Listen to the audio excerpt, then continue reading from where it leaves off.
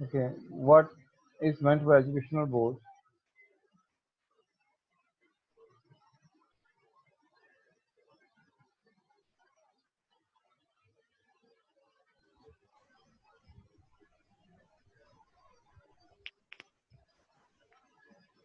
Sir हम educational board जो है वो हम लर्निंग के लिए यूज़ करते हैं कि हम अपनी लर्निंग को ज़्यादा इंटरेस्टिंग और अट्रैक्टिव और स्ट्रेट फॉरवर्ड बना सकें। Okay. मतलब जो बोर्ड होते हैं मतलब इसमें हम डिफरेंट चीज़ें डिस्प्ले करेंगे जिससे हम अपने स्टूडेंट को अट्रैक्ट कर सकेंगे कि वो एंगेज रहें एक्टिविटीज़ में। जो लर्निंग एक्टिविटीज़ होंगी वो हम इस बोर्ड के ऊपर डिस्प्ले करेंगे। ये हमारे पास एजुकेशनल बोर्ड होगा। ठीक है। उसके बाद नेक्स्ट इसमें हमारे पास है डिस्प्ले। डिस्प्ले बोर्ड में सर विजुअल एक टीचिंग। मिनट। सर एक मिनट।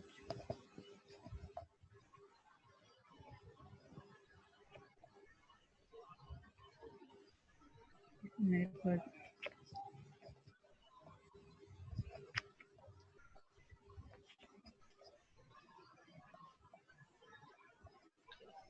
एक मिनट प्लीज। जो नेक्स्ट पॉइंट है वो है हमारे पास display blackboard and visual teaching. इसमें हमारे पास टीचर इन्वॉल्वमेंट होती है और स्टूडेंट इन्वॉल्वमेंट। जो टीचर इन्वॉल्वमेंट होती है उसमें टीचर ने हाईलाइट करने होते हैं हमारे पास जो इम्पोर्टेंट पॉइंट्स होते हैं या जो हमने लर्निंग इन्वायरमेंट क्रिएट करना होते हैं। उसके बाद टीचर ने इनकॉर्पोरेट करना होता है बोथ विजुअल और वर्बल टीचिंग प्रोसेस इस बोर्ड के थ्रू। और जो स्टूडेंट होता है उसमें क्या करना होता है सिंपली उसकी अटेंशन होती है कि टीचर ने क्या डिस्प्ले किया हुआ है। उसके बाद क्लियर कंसेप्चुलाइजेशन ऑफ लेसन उसमें ये देखना होता है। उसके बाद ग्रुप एंगेजमेंट इन डेकोरेटिंग बुलेटिन बोर्ड कि मतलब जो टीचर है बोर्ड बोर्ड के ऊपर डिस्प्ले करेगा जो जो इम्पोर्टेंट फैक्ट्स वगैरह होंगे जो उसने मतलब पढ़ाने हैं कंसेप्ट हैं सारी जो भी इम्पोर्टेंट एक्टिविटीज़ हैं और स्टूडेंट उससे अट्रैक्ट होंगे और वो आइडेंटिफाई करेंगे मतलब कि उन्होंने अपने कंसेप्ट वगैरह क्लियर करने हैं next time.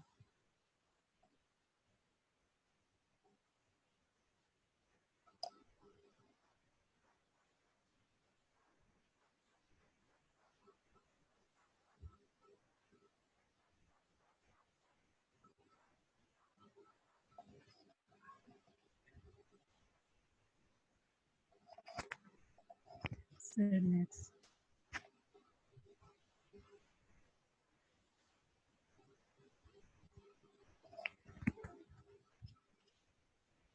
Sorry, actually my mic was off. Now I just वो clicked सर on. मेरे सेल से ओपन नहीं हो रही इस वजह से ना मैं इसलिए कहा है कि नेक्स्ट लाइन।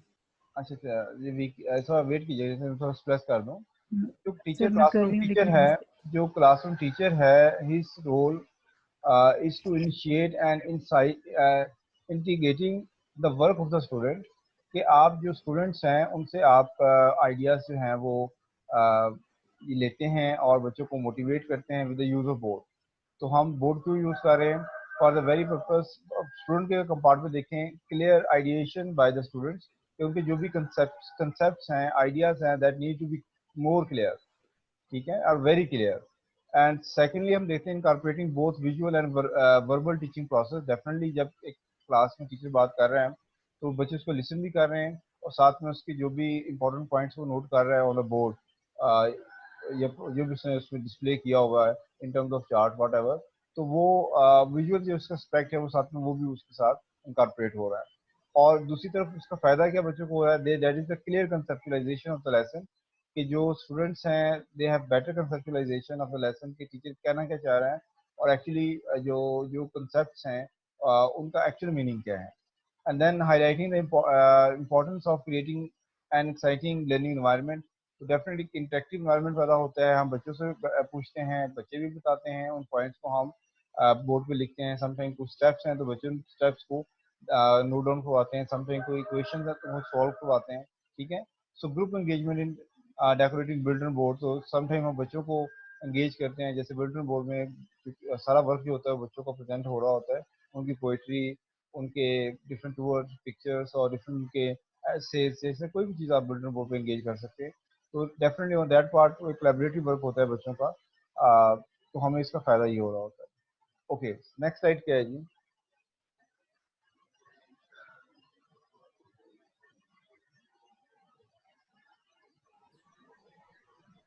नेक्स्ट है कि हम लर्न व्हाट टू सी, हमने क्या मतलब कि हम जो देखते हैं तो हम उससे क्या सीखते हैं। Visual learning has been highly encourage in the school to educate the student with easy, मतलब जो विजुअल लर्निंग है उसके ज़रिए से हम इनकरेज करते हैं स्कूल में, एजुकेट करते हैं स्टूडेंट को ज़्यादा आसानी से। उसके बाद फिर हमारे पास है कि doctor Richard Felder in the year of 1980 has established the fact that visual learning has helped students learn in better way. It has been observed that at least 65% of students have turned into visual learning in 21st century। मतलब visual learning जो है visual learning के ज़रिए से हम student को ज़्यादा बेहतर तरीके से पढ़ा सकते हैं। और जो 60 मैंने ऑब्जर्व किया था कि 65% जो हमारे पास स्टूडेंट हैं वो उन्होंने टर्न किए हैं विजुअल लर्निंग में 21 सेंचुरी में। उसके बाद उन्होंने बताया कि जो 43% हमारे पास स्कूल और अदर एकेडमिक इंस्टीट्यूशन है वो सपोर्ट कर रहे हैं कि 43% more than it was before, मतलब कि 43% है उनको उन्होंने इंस्टीट्यूट वगैरह को उन्होंने मतलब कि सपोर्ट किया है विजुअल लर्निंग के थ्रू। और जो 30% स्टूडेंट है उनको उन्होंने क्या किया, 10 through visual interaction, 8% through touch and 3% through learning. मतलब कि जो 30% स्टूडेंट हैं वो विजुअल इंटरेक्शन के थ्रू और 80% है वो टच और 3% जो है वो हमारे पास लर्निंग के, मतलब जो हमारे पास उन्होंने इसमें ये बताया कि जो हमारे पास विजुअल लर्निंग है ये उसके जरिए ये से आसविन हम यहाँ पे स्टडी को ज़्यादा इंटरेक्टिव हेयरिंग है, इंटरेक्ट लर्निंग नहीं है। Hearing, this term is hearing. हाँ थ्री ये परसेंट हाँ जस्ट ये हेयर। लास्ट। उसके बाद नेक्स्ट हमारे पास इसमें आता है वाइट बोर्ड। जो वाइट बोर्ड है वो हम क्लासरूम अच्छा में यूज़ करते हैं एज ठीक है। जो जो वाइट बोर्ड है हम ये क्लासरूम में यूज़ करते हैं मीटिंग रूम या बोर्ड रूम, मतलब कि ये हम क्लास के लेक्चर वगैरह के लिए यूज़ कर रहे होते हैं, जिसमें हम नॉन पर मतलब कि इसमें हमने नॉन परमानेंट मार्कर नहीं यूज़ करना। नॉन परमानेंट मार्कर हम यूज़ करते हैं, परमानेंट करने तो वो फिर रेज वगैरह नहीं हो सकता। उसके बाद फिर हमारे पास क्या है कि white board are become more popular than other older counterpart like chalk board. हमारे पास वाइट बोर्ड है ये हमारे पास ज़्यादा अट्रैक्टिव होता है एज जो हमारे पास पहले यूज़ होते थे चाक बोर्ड, ब्लैक वाले वो चाक बोर्ड होते थे। तो वाइट बोर्ड जो है ये हमारे पास क्लासरूम में यूज़ होता है मीटिंग रूम के लिए और बोर्ड रूम के लिए। उसके बाद ये हम इसमें हम अलाउ नहीं करते, नॉन परमानेंट मार्कर हमने यूज़ नहीं करने होते हैं। नॉन परमानेंट यूज़ करने होते हैं, परमानेंट यूज़ नहीं करते होते हैं जो इजीली रिमूव हो सकते हैं। उसके बाद ये हमारे पास मोर पॉपुलर है दैन चाक बोर्ड से।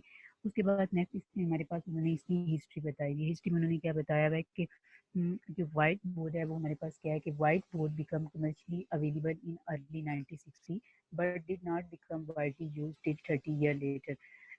Early white board needed to be white with a damp cloth and marker and had tendency to leave mark behind even after erasing the board.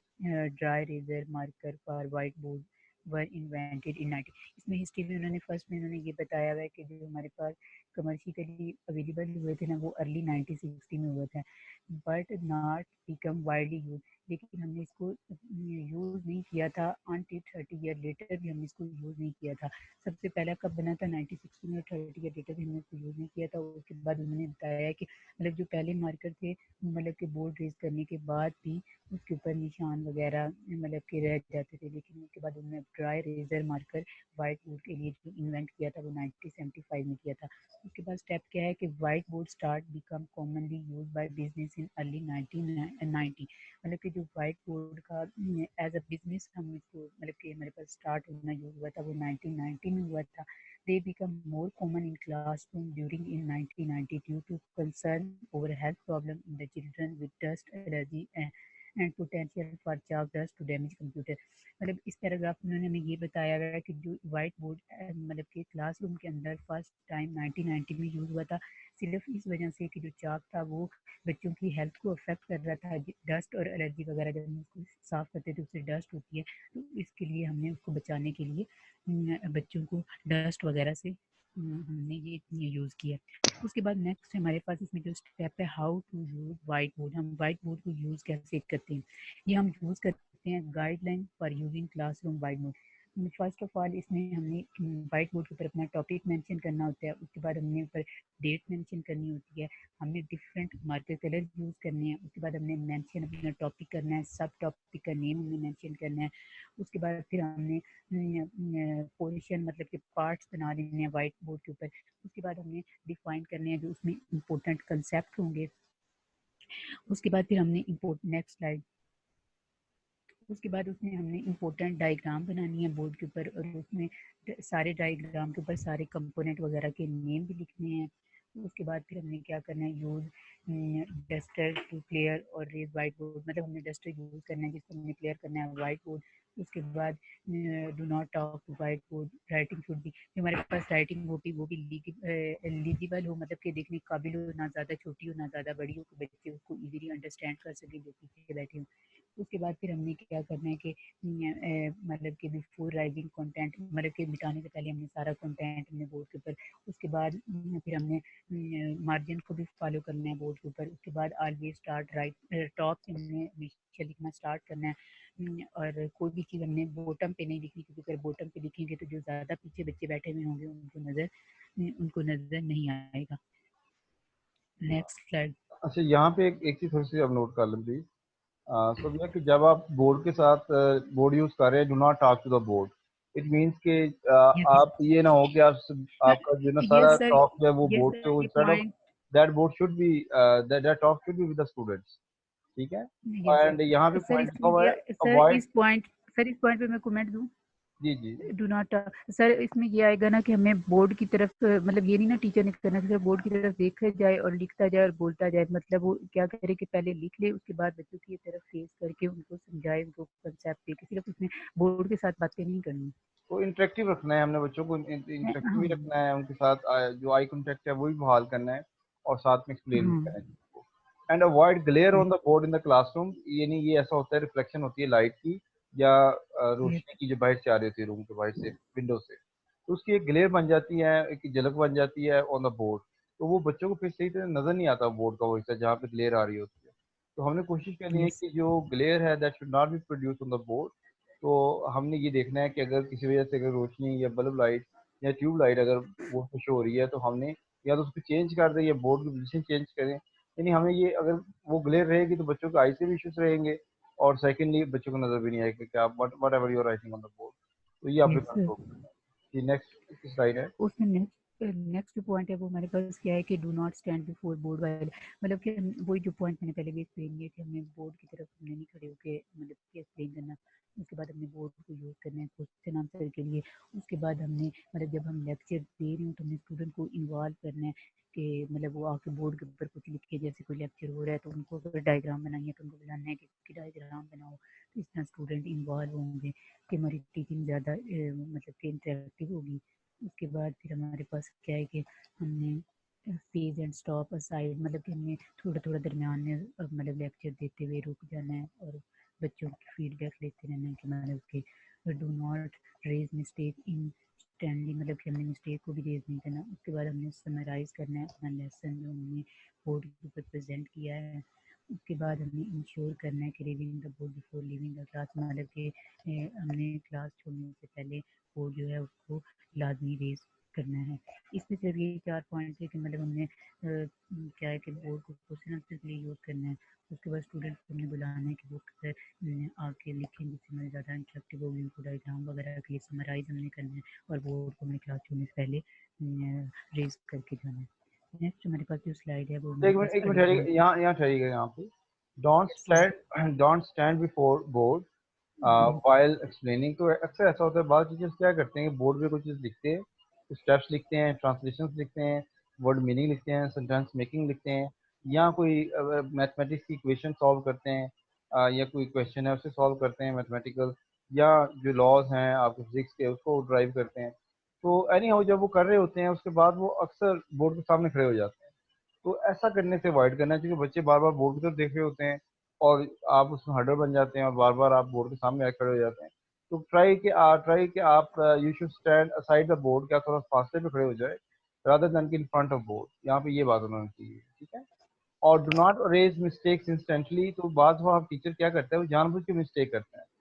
He makes mistakes deliberately, she makes mistake deliberation with deliberation, तो जानबूझ के mistake करता है। वो कुछ step है, उसमें value calculate कर रहा है तो उसमें रॉन्ग कैलकुलेशन कर लेता है या कुछ स्टेप छोड़ देता है।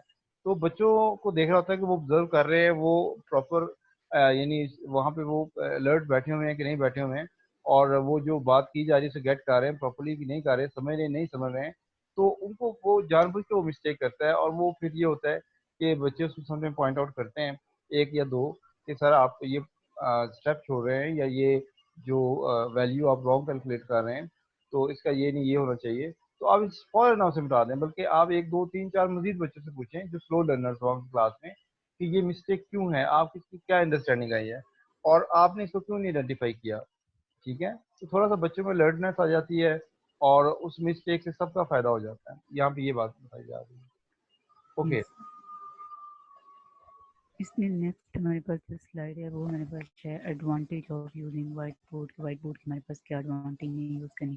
सबसे पहला जो एडवांटेज है वो है increase student attention and engagement. इससे हम स्टूडेंट की अटेंशन और एंगेजमेंट वो एंगेज रहते हैं क्लास के साथ। With the use of dry eraser white board it can easier to catch the attention of student.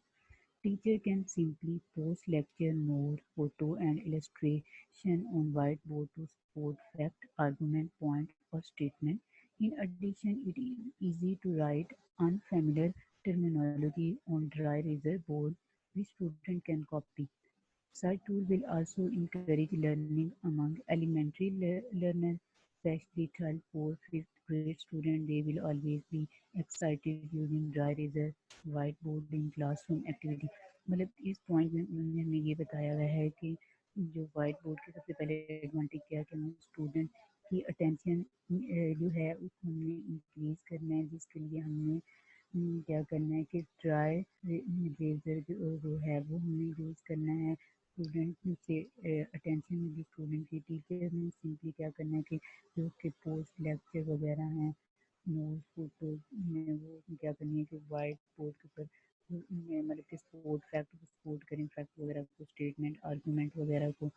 उसके बाद फिर हमारे पास क्या है कि जो डिफरेंट अनफेमिलियर टर्मिनोलॉजी है वो भी हम ड्राई रेजर बोर्ड के ऊपर भी स्टूडेंट को कॉपी कर रहे थे। ये यूजली जो है मतलब कि हम जो क्लास 3, 4, 5 और 6, 5 ग्रेड तक के स्टूडेंट हैं उधर हम यूज़ करते हैं, जिसमें हमारे पास स्टूडेंट जो होते हैं ना वो एक्साइटेड होते हैं dry drive white boarding classroom activity की, मतलब वो क्लासरूम की एक्टिविटी के लिए। उसके बाद सेकंड पॉइंट जो है वो हमारे पास क्या है, make classroom assessment easy and quick. मतलब इसमें हमारे पास क्या है कि क्लासरूम की हम इस वाइट बोर्ड के ज़रिए क्लासरूम की असेसमेंट ज़्यादा जल्दी और आसानी से कर सकते हैं। मतलब इसमें क्या है कि generally board white board make a teacher life easier, कि जो वाइट बोर्ड है उसने टीचर की लाइफ बहुत ज़्यादा आसान बना दी है, जिसमें classroom assessment such as solving math problem, spelling or explanation. A point briefly can be written on dry whiteboard. The teacher can see in plain sight who is struggling and who is excelling.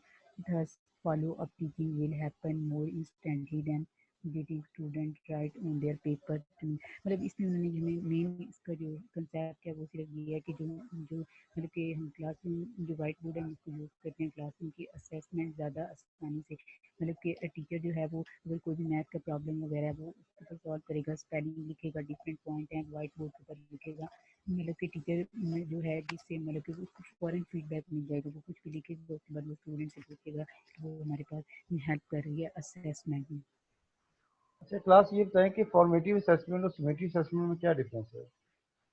Sir formative मैं बताऊँ, चलिए आप बता दें। Sir formative जो होती है वो हम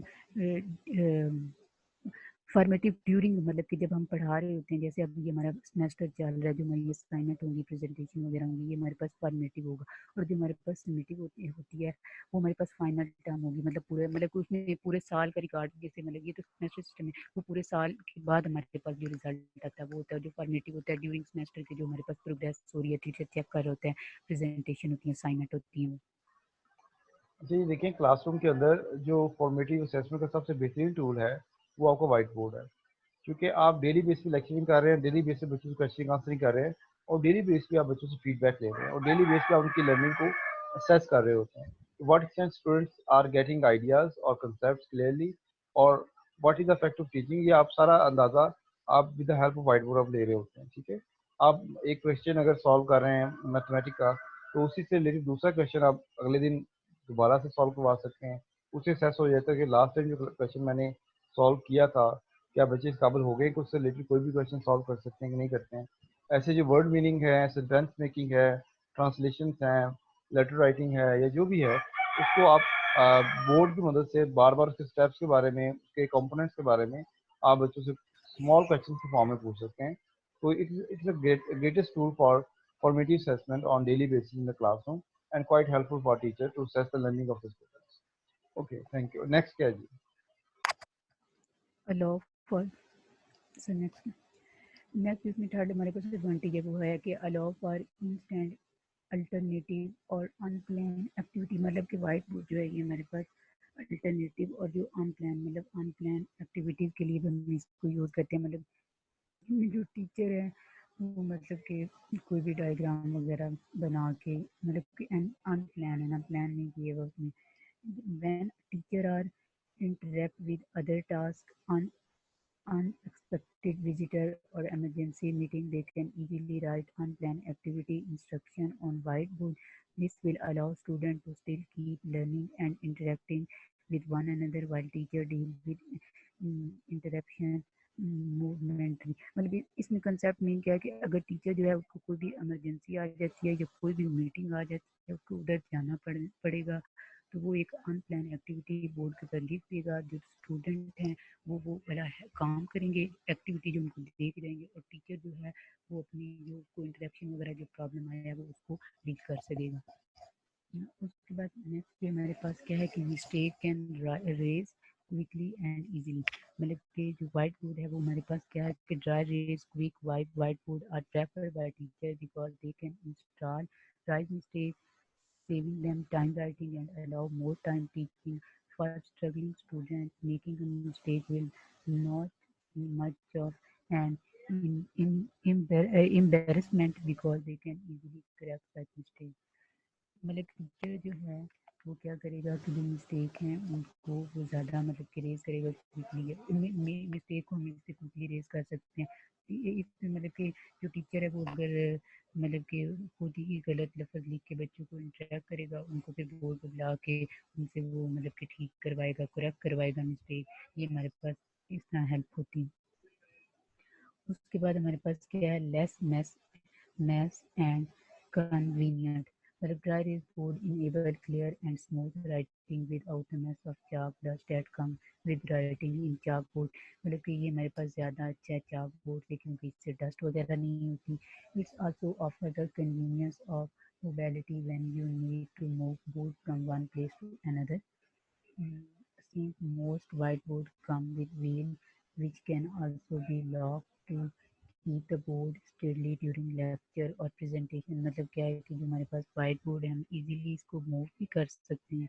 मतलब क्योंकि मोस्टली जो वाइट बोर्ड होते हैं उनके साथ व्हील लगे होते हैं, जब हमारे पास प्रेजेंटेशन वगैरह लेक्चर हो रहे होते हैं तो हम उसको मूव करेंगे।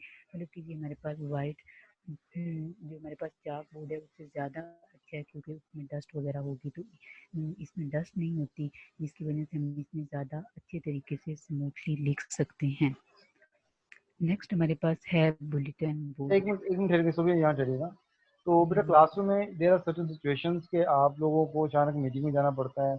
मीटिंग कोई को यस करिकुलर एक्टिविटीज़ के बारे में हो सकती है, स्पोर्ट्स गाला के बारे में हो सकती है, या कोई टीचर आ जाता है समथिंग बाहर से, वो स्कूल को विजिट कर रहा होता है, हेड आपको बुला लेता है, या आपको वैसे विजिटर पेरेंट्स मिलने के लिए आ जाते हैं, कोई भी आपके अपनी कोई पर्सनल एंगेजमेंट हो सकती है। तो इन दैट पर्टिकुलर केस आप बोर्ड यूज़ करें, बोर्ड पे कुछ स्टेटमेंट लिख दें ताकि बच्चे उसको सॉल्व करते रहें या उसके रिलेटेड एक्टिविटी परफॉर्म करते रहें। तो उसमें हमें काफ़ी बचत हो जाती है कि बच्चे कुछ ना कुछ यानी बिजी रहते हैं, बजाय इसके वो शरारतें करते रहें, बजाय इसके वन कंट्रोल बैठे रहें, डिसिप्लिनरी प्रॉब्लम्स करें, तो आप उनको ग्रुप्स में उठा लें, या अगर वो बेंचेस पे हैं तो पेयर वर्क करवा लें और उनको फिर वापस आके उस एक्टिविटी पे फीडबैक लें। सेकेंडली एक या दो या तीन एक्टिविटीज भी आप लिख सकते हैं। अच्छा, सेकेंडली जो बाकी ये makes mistakes can be erase quickly and easily. Definitely अगर आपको मिस्टेक आप खुद भी कर रहे हैं, आपसे भी हो जाता है, तो आप आसानी से उसको रेज कर सकते हैं। जैसे ये स्लाइड्स हैं, अब इस पर अगर कोई मिस्टेक है तो इसको आसानी से नहीं किया जा सकता, बल्कि अभी ये आपका डिस्प्ले चल रहा है, तो मैं पहले डिस्प्ले खत्म करूंगा, फिर वो स्लाइड पे जाऊंगा, फिर जाके उसको मैं करूंगा। ठीक है। तो समटाइम तो जो स्लाइड्स होती हैं वो होती है स्लाइड शो के, बनी हुई स्लाइड शो, पीपीटी की जगह पर पीपीएस होती हैं, उसमें तो बिल्कुल ही हम नहीं रेज कर सकते हैं, लेकिन बोर्ड पे हम आसानी से कर सकते हैं। और फिर लेस मैथ्स एंड कन्वीनियंट है, आपका चाक बोर्ड ज़्यादा डस्ट क्रिएट करता है और उसमें बच्चों को सांस के इश्यूज भी बनते हैं और उनके हाथ भी गंदे होते हैं और सारा उनके बैग हर चीज़ वो गंदे हो जाते हैं। तो वाइट बोर्ड में ऐसे इश्यूज नहीं हैं। और सेकंड ये है कि जो वाइट बोर्ड्स हैं उसमें आप इसके साथ स्टैंडिंग बोर्ड्स आते, स्टैंडिंग स्टैंड्स आते हैं, इनको हम स्टैंड्स कहते हैं, बोर्ड स्टैंड। तो अगर आप बोर्ड स्टैंड यूज़ करें तो वाइट बोर्ड को उसके ऊपर रखा जा सकता है, उसका लेवल ऊपर नीचे किया जा सकता है व्यू का। तो इसको आप कमरे के बाहर अगर लॉन में क्लास ले रहे हैं तो आप स्टैंड बोर्ड पे बाहर भी रख के यूज़ कर सकते हैं। तो ये फैसिलिटी वैसे चाक बोर्ड में भी थी, लेकिन आप अक्सर जो वाइट बोर्ड्स हैं इस पर्पज के लिए यूज़ हो जाते हैं। ठीक है। ओके, नेक्स्ट है जी बुलेटिन बोर्ड। तो हम ये मैं दोबारा सेशन स्टार्ट कर रहा हूँ, उसमें फिर हम इस पर बात करते हैं। अभी आपको सेशन ऑफ हो रहा है, ओके, तो हम ओके दोबारा सर। सेशन दोबारा में इकट्ठे होते हैं।